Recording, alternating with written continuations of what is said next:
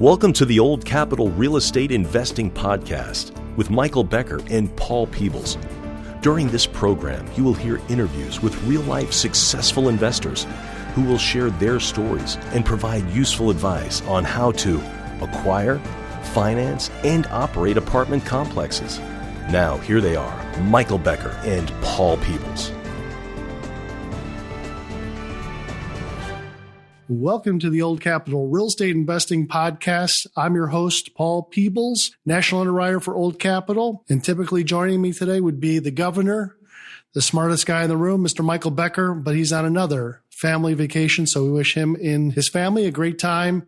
I think that they were in Italy this week. So he's just coming back next day or so. So I'm sure he had a great time. So we are going to talk a little bit about what's going on in one operator's life. And it's an interesting story because I got a call from him last week that either a tornado or a straight line wind had taken off two of his roofs on his buildings. So a large multifamily property was hit last week with straight line winds and had made, 12, 13, 14 tenant units unavailable to be leased out. So in the podcast today, we have a friend of ours who's been on probably twice before, but since he is going through kind of a crisis piece, I thought we'd talk with him through the crisis and see how things are going. So in the podcast today, it's Darwin German. Darwin, how are you? Very well. Thank you. Thanks for coming in. I know that you are helping your crew out at this property, kind of put Humpty Dumpty back together again. And so it was last Sunday, just a couple of days ago, that you called me up and said, hey, listen, we have a problem. And we wanted to let you and the lender know that we've had a material change to the property. So kind of walk us through what went on in your life last weekend. Yeah, last Sunday, I took my wife out to lunch and eating a world-famous meatball somewhere and made it into our car just as storms hit Dallas. And we actually had to pull off underneath a covered area downtown while the storm blew through. And it was high winds, heavy rains, and it only lasted 15, 20 minutes. But after that, we get in the car and we're driving back home, I should say. And we make a few stops. And one of those stops, I get a call saying, hey, I guess we're going to have to stop our refinance because we had just started a supplemental loan for Villa Creek Apartments. And they said, we're going to have to stop doing that. Take a look. And they showed me pictures where roofs were blown off of our buildings. So somebody had been in the property and had taken some pictures after this straight line wind had gone through and sent them as a text over to you. Correct. Okay. So I had those. So I wasn't too far away. So we diverted what we were going to do and ran over there. I had no idea how bad it was. I saw a couple of pictures of just some roofs off of buildings. And as we're getting there, there is debris on the freeway. Holy cow. On the south side of the freeway. Our property is on the north side of the freeway. And drove around into the property. Tried to go in. There were downed trees that people were already cutting up so that you can get into the parking lot. And as I rounded the corner, it was just an oh my God moment. Wow. Because the first question is, I hope nobody was hurt. That was the big thing, is make sure everybody is okay. Drove around that side. I jumped out and started seeing what was happening. Now, somebody obviously on the property had called management. Our two maintenance guys were out there who had already called our manager, who had already called our contractor, and our contractor already had about 20 guys out there cleaning everything up. And you couldn't pull cars in and out of the driveway. Big trees were down. The roofs were blown off. After we left later on, I drove the neighborhood to the north, and 3 streets north of there were parts of our roof and structure 3 streets to the north of this property. So it was on the south side of the freeway and on the north side of the property. So you were at this property just a few minutes after this event had occurred. And so was this a tornadic activity, straight line winds? I guess it doesn't really make a difference, but what did the weather service say it was? And was there any other buildings around that affected too? There were no other buildings around there that were really affected, just our property. Wow. And there was damage around, but nothing anywhere near this magnitude. And we had assumed they were straight line winds. However, with debris on the south side of the freeway as well, they're saying, hey, it must have been just a brief tornado there. They have not declared it a tornado, nonetheless, high winds. And then once the roofs were ripped off, all of the rain coming into all the units. So have you ever been through something like this before, or has this been your first opportunity to deal with it? Actually, no. We've been doing this for about 28 years. We've had every type of possible catastrophe. And we actually had a tornado hit a property in South Dallas back in Lancaster, one through Lancaster many, many moons ago. So we've been through this quite a few times, and our team was spectacular and jump on there getting the debris cleaned up. Our assistant manager was the first office staff out there getting people relocated. We only had 4 units, but we had to prioritize elderly, sick, children. So we got those 4 units occupied. Fire department was on site. The fire chief, who was great, very responsive on site, and everybody was doing their job very smoothly. Let's go through the kind of the checklist. You pull up to the site after you give the, oh my God, what happened? I hope nobody was killed. And again, nobody was killed or hurt on this property. What's the first thing you do?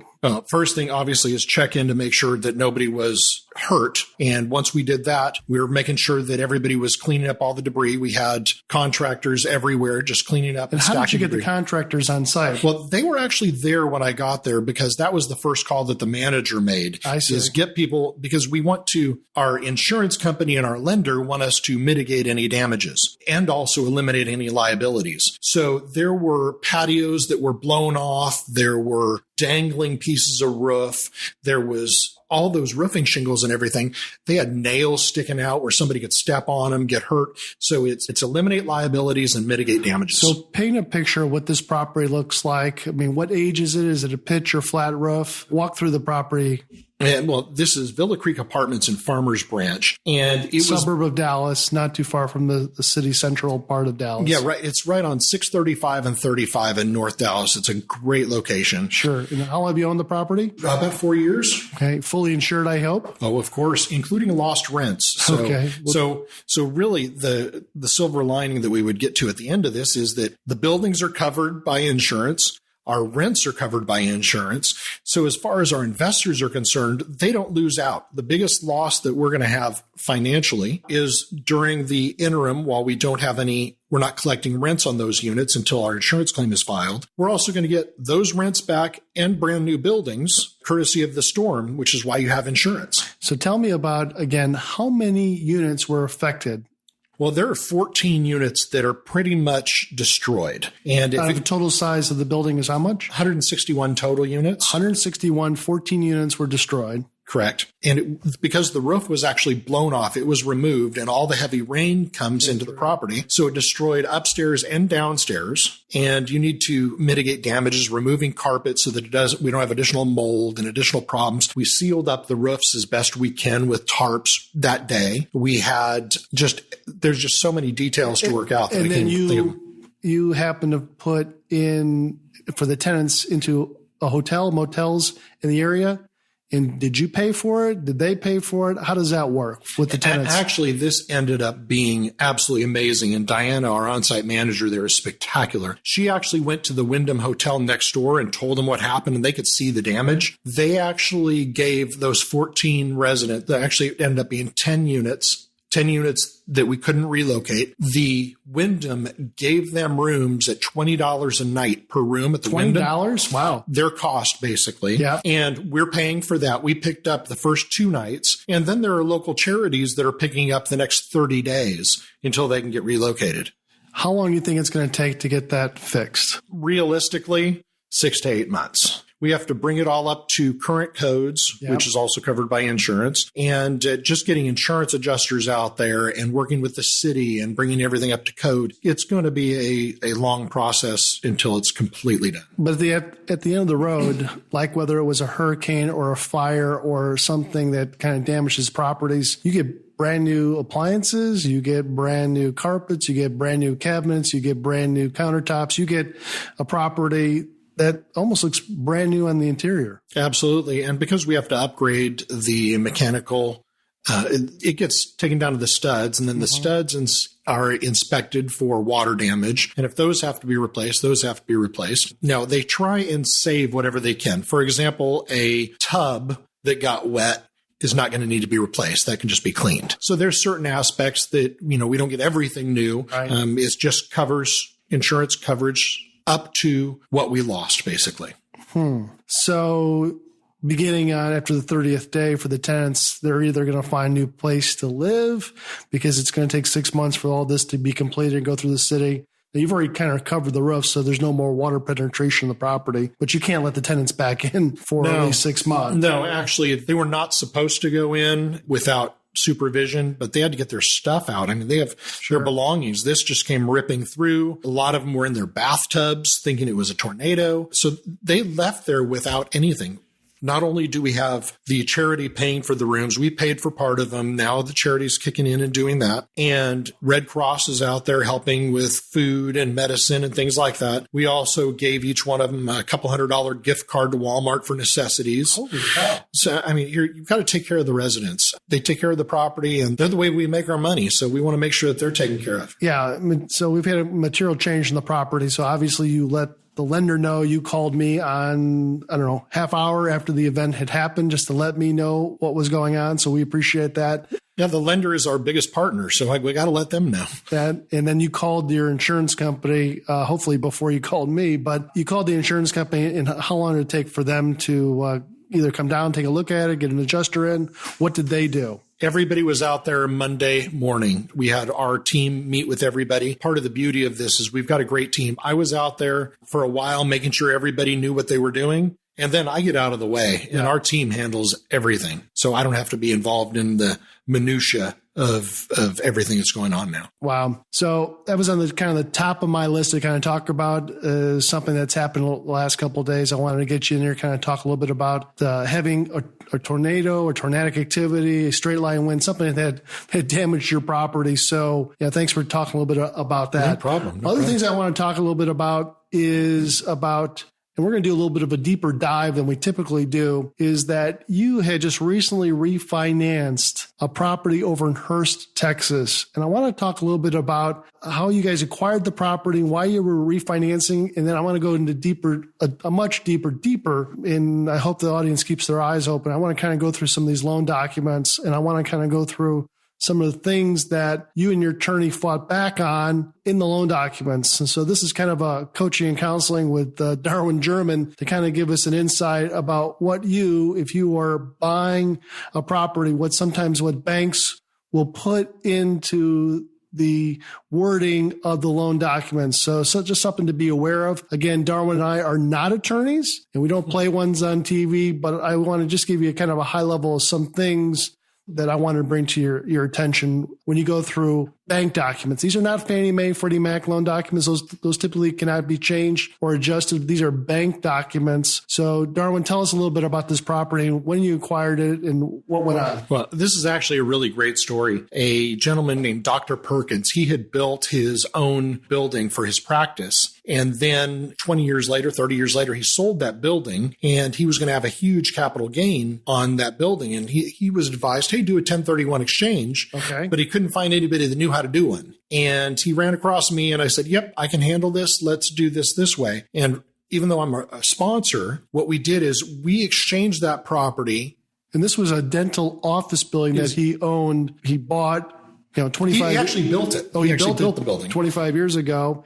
And he was kind of retiring from the business, or he just wanted to sell the building. What was his story? Yes, he was downsizing his practice and didn't need the building. So he sold the building. He was going to pay $300,000 in taxes on that gain and then have the money in his pocket and have to go invest in something else. Okay. Well, what we did is we found a property to exchange into. Now, he has virtually zero real estate experience. So we entered into an agreement where I'm an asset manager for him. And I went out and found the property and got compensated just like I would be as a sponsor, but I have no ownership in that property. So we bought a property in Eastland, Texas. Now, this is an apartment building. This is not another dental office. No, this is an income producing property. This is an apartment property in Eastland, Texas that we got a good deal on, fixed up, sold it, made another $300,000 profit on that.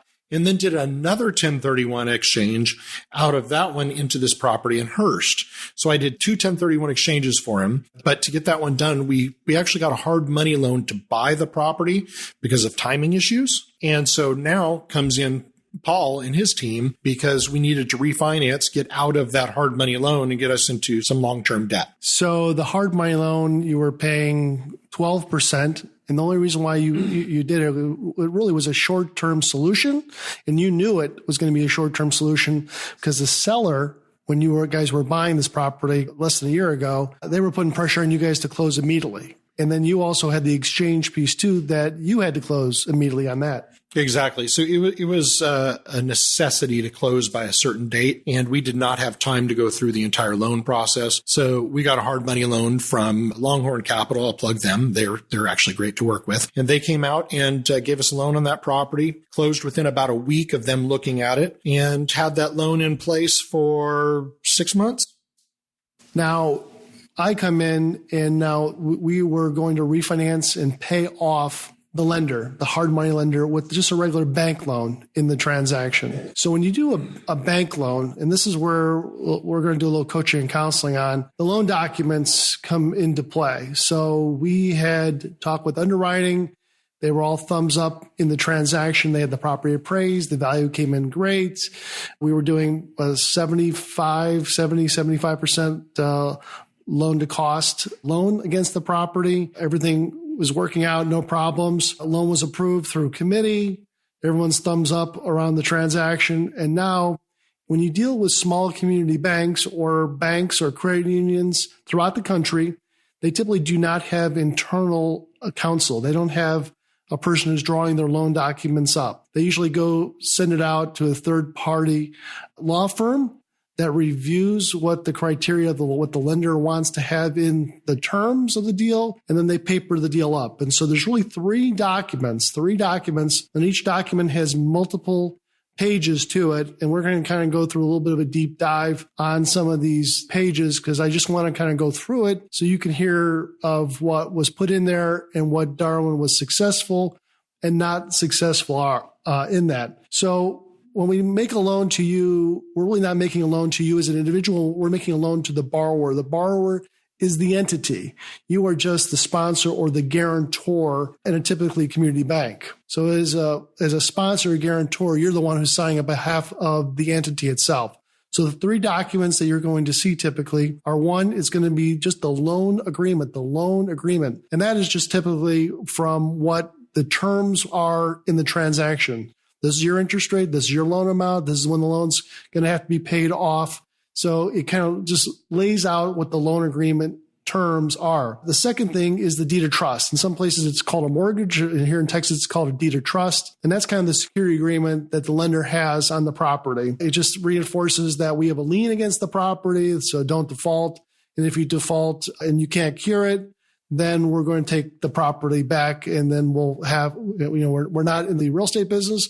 We're in the money business. We're going to have to sell it. And these are my cures for if I have to sell it at a deficiency. And the third thing is a loan guarantee. And that's what we're going to talk a little bit about today's loan guarantee. But first, I want to go through the loan agreement, and I don't want you to fall asleep on too many things, but you're always going to have loan agreement terms slanted on the behalf of the bank. Again, the bank had agreed to the transaction. Your interest rate on that deal was, what was it again, Darwin? I don't even remember. 5 1/4? 5 1/4, 5 3/8, somewhere in that. It's typically bank transactions are not going to be 30-year amortizations. They're typically going to be 20 or 25-year amortizations. Every once in a while, a lender may look for a 15-year amortization because they're trying to reduce or modify their risk as much as possible. So they're looking for a faster payoff on the loan.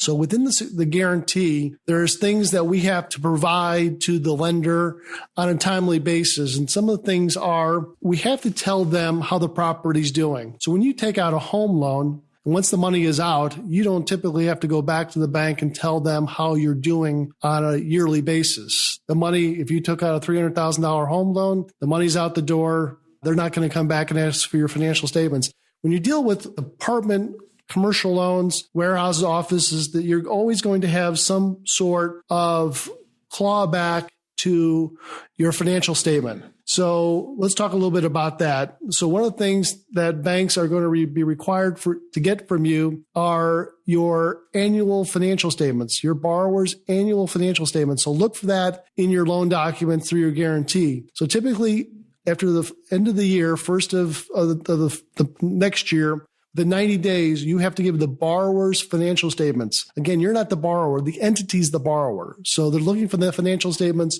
for the borrower. The other thing is they're looking for is the tax returns. They want to see the borrower's tax returns typically after 30 days after they've been filed. So tax returns, 30 days after they've been filed, they want to see a copy of the full tax returns, all schedules. And then they also want to have you certify that there's been no material change to your balance sheet. So they also want to make sure that you haven't gone out there and purchased a Lamborghini or you've bought other things. But if you have, that you've disclosed that on an updated personal financial statement as you as the guarantor, in the deal. So coming down to you as a guarantor as an individual, they're going to want to see personal tax returns after 30 days after they've been filed. And so if it is 2018 tax returns, they'll have, and if you file sometime in April, then 30 days after that. But the last time that you can submit those tax returns is typically November the 15th of this year. So they'll give you a little bit of an extension if you have to, but they want to see your tax returns too. And then don't forget, on the property itself, they're wanting to see your annual rent rolls, and they want those 30 days after the beginning of the year. They want to take a look at your rent roll, and in that, they typically push out in the document itself, the name and the address being the unit number of each tenant that occupies a portion of the property. They want to see if there's been any rent that's still payable, any reimbursement of rents, like any concessions. They want to figure out what the square footage of that unit is and leased premises. They want to see if there's any security deposits, advanced rental deposits. They want to see if you're going to do any expansions to the property. So there's a lot of things that they're looking for. Again, this is not like home lending where the money's out the door and it's gone. They're going to claw back all these things. Also, too, they wanted to have you affirm that you've paid your property taxes. A lot of these transactions are not, on the banking side, are not going to require them to escrow property taxes and insurance. They're saying that you can handle it yourself, but we want you to affirm once a year that you've paid that. And then also, too, you have not been sued or gotten into non-compliance agreements that the bank couldn't stand before. Because remember, the bank is always kind of try to slant any of their language because they are the lender towards them. So there's things that you can fight and some of the things that you cannot fight on these documents. One of the things that you have to look for is once the money's gone, one of the things that the bank wants to do is look for, on a going forward basis, a minimum debt coverage amount. So that's a covenant that's in your loan documents. They want to make sure that if you are rehabbing the property, that it doesn't bring it down to below a 1.0 debt coverage. When we originally made you this loan, we typically did a 125 or 130 debt coverage, meaning that you had enough income coming off in rents on this deal to be able to pay the mortgage on a timely basis. But if you start to rehab, some of the tenants fall out of the building, some of the rents are not there anymore. They just want to make sure that we're counting this building as a source of repayment to the mortgage. We don't want to look at your personal income to pay the mortgage. Now, if it was, then we have a problem because we made the loan on the building and not so much on your income that's coming in. That's just not the way it works. So you have to notice up and make sure that you have at least a 120 debt coverage, and it goes 125 debt coverage. If it goes below that, they may put you in the penalty box, and they're going to want to figure out what's going on. And so too many times in the penalty box, you may have a covenant in there that says that they want you to do something specific to keep rental income coming in, that maybe your rehab is going on too long, and that it's time to start doing something a little bit quicker. Darwin, anything to add to that? So many things to add to that. All the legalese really is very aggravating. There are things in the loan that are business points, and there are things in the loan that are legal points. We have our attorney review those, and he points out both that are problems. And in these loan documents, there are things that were problems we could not have in there. like you said, we had to disclose if we spent more than $50,000 on anything. Well, okay, that doesn't seem like a big deal. But let's just say you did and didn't disclose it and there was a problem with the loan, that can trigger a default in your loan. There was a big problem in there that if the loan to value dropped, then it would be an automatic default, no notice to cure. And so you say, well, that's not a big deal. Well, what if for some reason cap rates jump up a couple points? Well, that's going to lower your value and increase your loan to value and trigger a default that they can go after you for. So those are just two of the things that I remember off the top of my head that were major problems. And we're negotiating with the bank. And really what it is us talking to our attorney talking to their attorney, and those attorneys should work all these details out. Well, they're not working it out and they're only communicating via email, and they're saying we're not going to change these per the bank. Well, then it goes back from their attorney to my attorney back to us, and we talk to the lender. And the lender is saying, I have never in my 30 years gone back and looked at loan to value to see if somebody's in default. And my point was, then why have it in there? Yeah. Because it's a risk for us. Those of us who remember RTC days and all of the things that cause their daisy chain of problems and foreclosures, they don't want to have these in here. And they're saying it's not negotiable, things like that. And one of my rules of negotiating, the one with the most to lose does, we basically said, look, these are a no-go. We're not going to be able to do the deal with these points. We basically said, this is how we're going to do it. We have to have these in here. And to try and get that to work, we were saying, Paul was, our team was, get the attorneys on the phone together to work these things out. Well, rather than having them actually speak on the phone, they caved on 90% of the issues. So yes, they are negotiable. However, if they turned around and said, nope, we're not negotiating on them, and if you either close or don't close, we already gave good faith money to pay those legal fees nonetheless. So it is a risk, but you got to know what you're signing. You really need to look at that. Yeah, because you're also paying the bank's attorney. Correct. Too. So not only are you paying for your attorney, you're paying for the bank's attorney too. So you got to be observant about that you are incurring a bill on their side too. So things that I want to cover also too, a couple things. You talked a little bit about the distribution, the push out 50,000. Again, the bank in their paperwork and their disclosures is that they did not want you, without their permission, to put any distributions to any limited partners. Now, you only have one limited partner in that there, but they wanted to have you notice them up that you're making a distribution. So if you had 10 or 15 limited partners, not just one like this case, they're wanting you to tell them that you're going to push out $50,000 to $100,000 in from the revenue from what the property is. Of our own money. We're not allowed to distribute our own money without their permission. Yeah. And so your attorney was like, nah, I don't think that's going to happen. Correct. Also, two things that I know your attorney is a stickler too on notice to cure.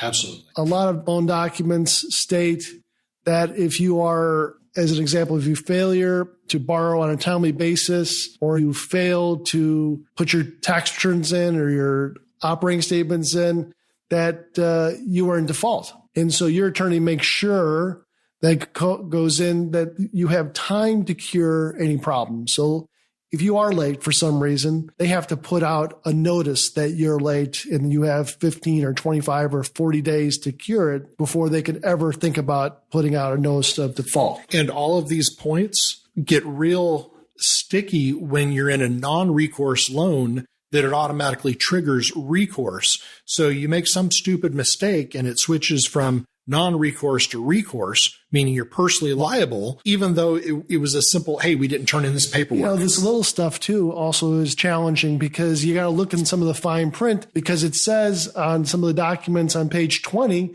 it says borrower or obligated party shall be subject to a criminal investigation. Bank determines to exercise its sole discretion that could trigger a default. So if you have a misdemeanor, and this is how they wrote it, if you had a misdemeanor, that could trigger a default. And your attorney changed it to a felony, or even tried it and just said, let's take it out there. And they compromised to a felony, which is a much higher level of risk to the deal. So was there anything else that you saw in those loan documents that you thought were there were so many things in there that popped out. There was a lot of negotiating on this particular deal. And to even add a little more complexity is we've got 20 loans, all with different loan documents and different requirements and different problems to address on each one of them. So it becomes a little bit of a nightmare. One might be manageable, but right. Again, you have some flexibility on some of these bank, credit union loan documents with the council. Again, there's business points and then there's legal points. Just remember on some of these transactions on the banking side, again, Fannie Mae is not going to allow you to change it, but the banks may. It typically says no assignment. So you cannot have this loan assumed. So they're not going to have you keep the same loan if you want to sell the property to somebody else, and that person can't take it over. You have to pay this loan off and somebody has to come in and reapply to do a new loan. That goes with wraps too. So what they don't want to have you do is become the bank. So you sell the property, Darwin would sell the property to somebody else. And since Darwin has a relationship with the lender and they're paying their bills on a timely basis, and now you come in to buy the property, it would be like for Darwin, and this is the wrap, Darwin would become the bank and you would pay Darwin and then Darwin would pay the lender. They don't want to have that done at all. And then, of course, they want a full release when you go to sell the property. So, you've negotiated loan docs a long time. What's the value of having a good attorney? And I'm talking about not an attorney that is an estate planning attorney or, somebody that does wills or something like that. What's the value of having a contract? You need a contract lawyer. Attorney, There's a lot of detail in there. One word, one comma sometimes can change the whole meaning of a paragraph. And we have somebody who's extremely thorough, absolutely aggravatingly thorough sometimes, but we definitely appreciate that of him. But there are some crazy some of the things, one of the things, and this last thing I'm going to add to it, is that the bank's loan documents say that a tenant lease must include language subordinating the tenant's rights under their leases to the bank's mortgage, which means that you got to put in your lease agreements that if the borrower defaults, the lender becomes the new borrower in the deal. So that's kind of a material change to some of your language in your lease agreements. The promulgated forms that are standard, yes. That's it. So you got to either type that in. So you had to kind of take that out of there too. So I can't tell you the value of having a good contracts attorney where you get a set of loan documents that you think are final loan documents. Well, these are typically draft loan documents that your attorney gets. And then you have an attorney that does a lot of red cross outs and line outs and puts additional language in there. And it's a series of kind of tug and war to make sure it gets done. The loan officer that you're working with wants it to go through. You want it to go through, but there are some things that this language, the specific language that you don't want to have in there, and hire the best attorney you can not to have a future problems. Because we put these deals in not for just for today, it's for when the problems do occur. So Darwin, any funny stories since the last time we talked to you? Anything going on that you besides the tornado? Not that I can think of off the top of my head. Any words of wisdom for people that are brand new in the business? It's still a good time to invest in the multifamily. Tell me a little bit about one thing before we say goodbye here. You do something that's a little bit different for, say, some newbies that have their own money that they want to put into a deal. You'll kind of pair up with them to do a transaction, just that new person and you, to kind of get them started. Tell me a little bit about that. I need to back up a little bit for that. Is every month we do meetings, free meetings to come listen to and educate. I don't make my money off of education or mentoring.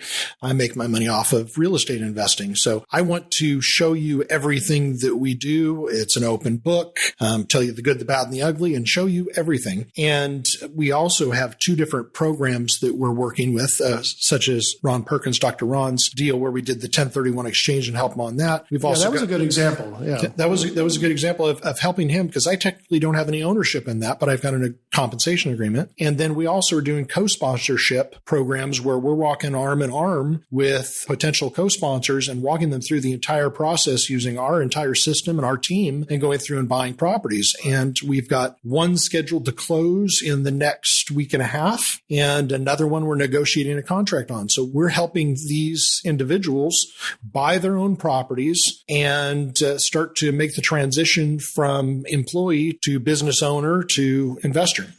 The one that you're doing that's going to go under contract, again, you don't want to say too much, but tell me a little bit about why did that guy call you? Is he the guy like Dr. Perkins that was putting all the money in? Tell us what the upside on that deal is. Okay, there's a couple questions in there.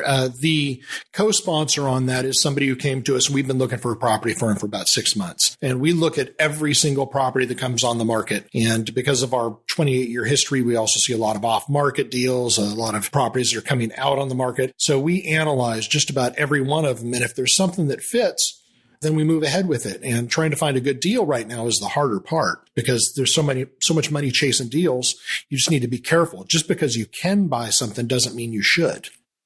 So how you guys are going to do this? Is this a joint venture? Is he going to syndicate it? What is he going to do? We do it exactly how I currently do it in my current program. We're sponsors. We keep a percentage of the ownership of the property, and we sell the rest of the ownership. We sell 85% of the ownership for 100% of the capital. And so we keep 15%, and that goes to our team. And so in this particular instance, the co-sponsor, the first one doing this, is a gentleman named Reggie Betos, great guy. And he's going in as a co-sponsor. So even though he wants to go buy a property, he doesn't have the ability. He can't get it under contract. He'd have problems with financing. Quite honestly, he'd have a hell of a lot of fear on trying to get a deal done. But because of our track record, our history, our experience, and our team, then we can go arm in arm with him, help him buy a property. He'll be the project director. Ultimately, I take all the responsibility for everything, making sure everything's right. And if he screws up, I'm the one that fixes it. Right. But we're arm in arm on doing all of it. We use all our same documents, our same team. Paul is the lender, as always, and our same attorneys, our same everybody. It's kind of an unusual deal because, a lot of these country clubs wouldn't have me as a member, but if I know somebody in the country club, independently, they're able to, on their good word and their advice, get me into the country club, so to speak. And it's the same thing in multifamily. So if somebody has no experience in multifamily, you kind of have to pair up with somebody that has experience. Darwin has the experience. And so I would, that's an interesting transaction and something that's unusual in the marketplace for multifamily. So again, still a good time to buy multifamily, Darwin? It's always a good time to buy, always a good time to sell. Just got to be real careful right now. Back in the 5-6 years ago, anything you bought made a fortune, but now you got to be real careful. As my phrase is that we push it out there is longer and lower, longer rates, longer term of these transactions. Instead of holding them for 2-3 years or maybe 5 or 6 or 7 years to hold, and then rates of return, instead of being into mid double digits, they're not that high. So they're 6, 7, 8%. That's what we're seeing on cash. So someone's looking for cash, for cash flow.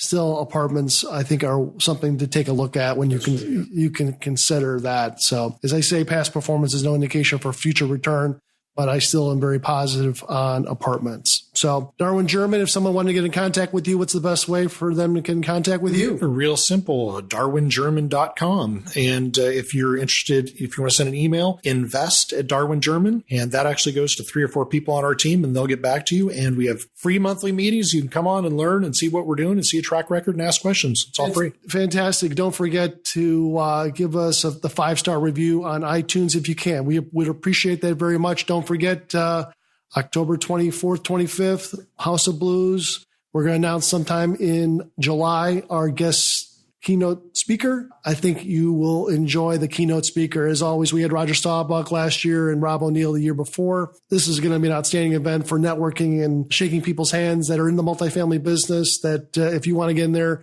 these are the people to know. So again, appreciate Darwin German. We'll look forward to having Michael Becker back in the studio. Again, I'm Paul Peebles. Have a great day. Thanks for listening to the Old Capital Real Estate Investing Podcast. Please join us at oldcapitalpodcast.com to sign up for our weekly email updates. We'll see you next week for another great interview.